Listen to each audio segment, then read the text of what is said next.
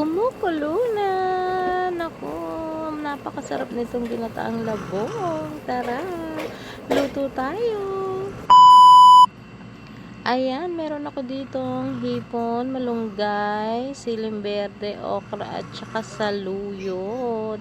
Yan ang ating ilalahok dito sa ating labong. Ayan, pinakukuluan ko na yung labong natin. Nilagyan ko na yan ng bawang sibuyas.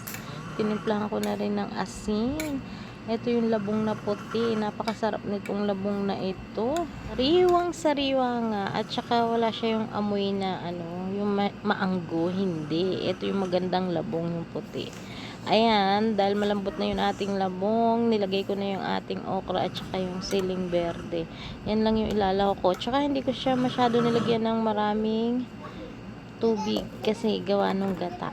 Nalagyan natin siya ng maraming gata. Ayan, kumukulo na, malambot na yung ating okra. Sunod naman natin ilagay yung ating saluyot. Yung saluyot ay hiniwa-hiwa ako para mas lalong lumabas yung katas niya, yung malapot.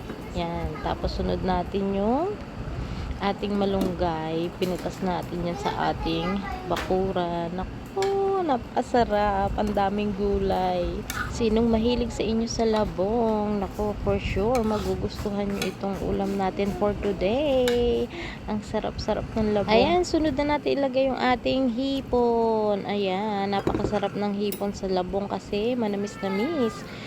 Kayo, anong inilalagay ninyo sa inyong labong pag nagluluto? Yung iba nilalagyan ng daing or tuyo, ganyan, or dilis.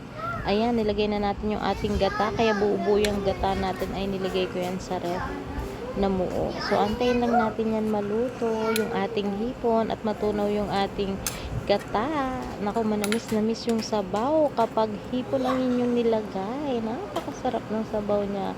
Sobrang tamis. Ayan, kumukulo na. Luto na ang ating hipon. Ang sarap. Itsura pa lang niya, guys, talaga naman. Napakasarap ng labong, ng ginataang labong with saluyot at malunggay.